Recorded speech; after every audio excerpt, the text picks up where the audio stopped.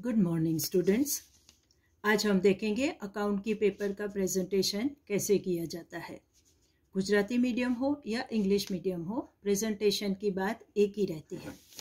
आपको centre number लिखना है, परीक्षार्थी की साइन करनी है, आपका बोर्ड का नंबर लिखना है, वर्ड्स में लिखना है, आपका जो भी सुपरवाइजर होंगे उनकी साइन होनी ज़रूरी है, डेट ऑफ एग्जामिनेशन, सब्जेक्ट, उसका कोड, भाषा उत्तरनी भाषा, इंग्लिश वाले इंग्लिश लिखेंगे, गुजराती वाले गुजराती लिखेंगे।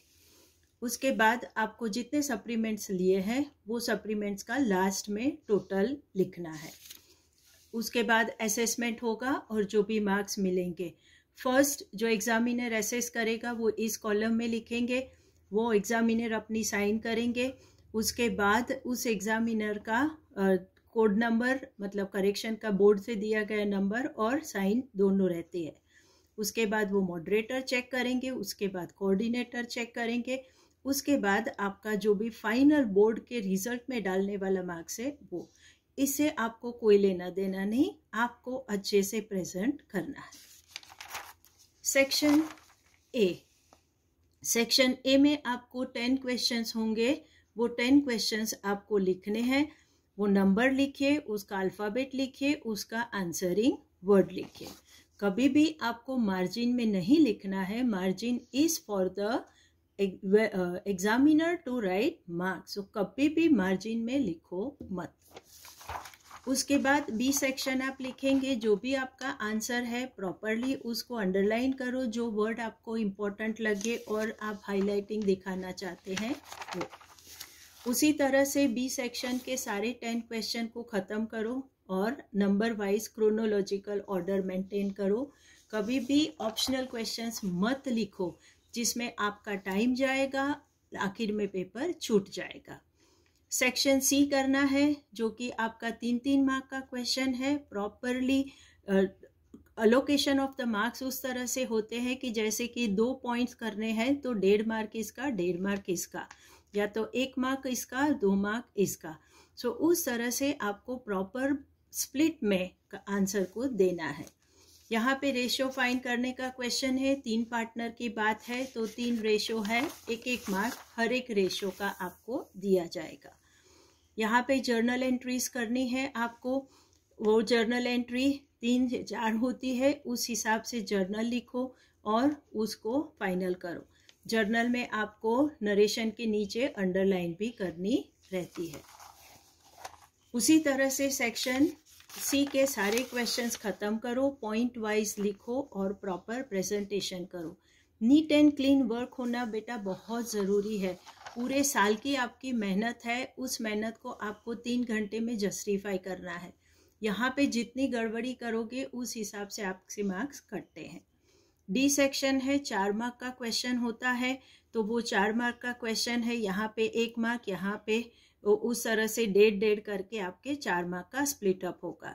ब्रैकेट करो ताकि आंसर दिखे। असेसमेंट जो भी होता है स्पीड में होगा, प्रॉपरली फिगर्स टीचर्स को दिखने चाहिए।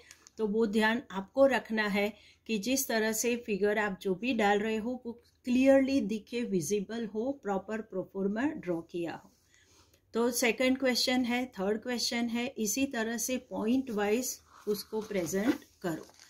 इस तरह से डी सेक्शन खत्म हुआ। 4-4 मार्क के 4 क्वेश्चन है, 16 मार्क्स का आपका काम है। ई सेक्शन है, आप लोगों को पता है कि 3 क्वेश्चन आपको करने हैं। वो तीनों क्वेश्चन 8-8 मार्क्स के हैं। प्रेजेंटेशन ठीक रखना है। आपको रिवैल्यूएशन अकाउंट बनाना है, 2 मार्क उसके लिए होंगे, 3 मार्क आपके कैपिटल अकाउंट के लिए होंगे और उसी तरह से 3 मार्क आपके बैलेंस शीट के लिए होंगे। जितनी गलतियां टीचर्स को मिलेगी उस हिसाब से प्रोपोर्शनेट मार्क्स कटेंगे। अगर आपको वर्किंग करना है तो एक पेज बना दो जिस पे वर्किंग ऐसा लिख दो, आप कर सकते हो, या तो आपके सॉल्यूशन के नीचे की जगह पे भी आप उसको कर सकते हो। उसी तरह से ई सेक्शन का आपका दूसरा क्वेश्चन है रिटायरमेंट का, तो उसमें भी आपको रिवैल्यूएशन बनाना है, पार्टनर्स कैपिटल अकाउंट बनाना है और आपको बैलेंस शीट करनी है। नॉर्मली आपके पास वर्किंग रहेगा यहाँ पे गुडविल रिलेटेड, तो वो आपको दिखाना है। नेक्स्ट क्वेश्चन रहेगा इस सेक्शन में, वो आपका शेयर कैपिटल का है। शेयर कैपिटल में ऑप्शन हो सकता है, तो अगर आपने प्रोरेटा नहीं किया है और बाय चांस भी आ गया तो वो ऑप्शन में निकल जाएगा। तो आपको प्रीमियम रिलेटेड क्वेश्चंस जरूर करने हैं और उसको अच्छे से पक्का करो। चैनल पे ऑलरेडी पेजेस अपलोड किए हैं, which are the most important question you should do. At least exam के आगे आगे उतने क्वेश्चंस तो आप जरूर देख के जाना। तो शेयर कैपिटल में आपको जर्नल एंट्रीज लिखनी है, तो उस तरह से जर्नल एंट्रीज लिखो। और वो जर्नल एंट्री, यहाँ पे क्वेश्चन ये किया गया था कि 2 पार्ट में क्वेश्चन दिया था, 3-3 जर्नल आपको लिखने थे और उस तरह से क्वेश्चन हो गया। अगर स्टोरी टाइप क्वेश्चन वाला आपने सिलेक्ट किया है और लिख रहे हो तो भी आपको जर्नल्स ही लिखने हैं। कैपिटल रिजर्व की ट्रांसफर जर्नल एंट्री को हाईलाइट रखो, फिगर को ब्रैकेट में डाल दो। लास्ट में आएगा सेक्शन एफ, जिसमें आपको सबसे पहले फाइनल अकाउंट करना है पार्टनरशिप का। आप ट्रेडिंग करोगे, ट्रेडिंग का ग्रॉस प्रॉफिट या ग्रॉस लॉस जो भी है उसे ब्रैकेट में डालो। उसके बाद आपको करना है profit and loss account. Again profit and loss करोगे, उसमें भी आपको एक प्रॉफिट या लॉस मिलेगा, उसे ब्रैकेट में डालो।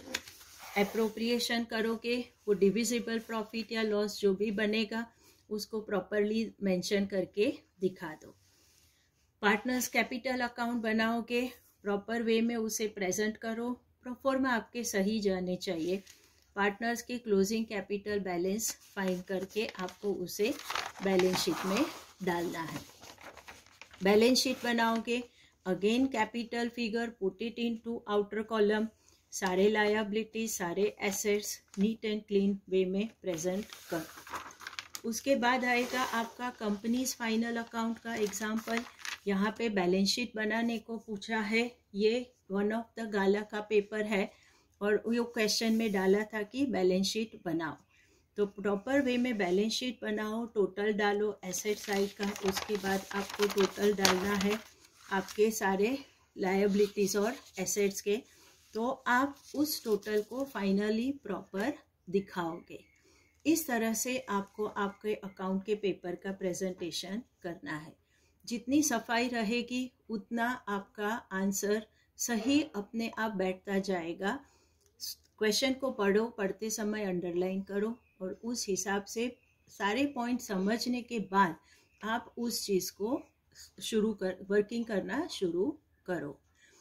इम्पॉर्टेंट क्वेश्चंस के अभी भी लिस्ट आपने नहीं देखा है तो बेटा देख लो, उतने क्वेश्चंस पे आप जरूर ध्यान देना। That will help you at time of examination. All the best. I hope you all will do the excellent performance. Thank you.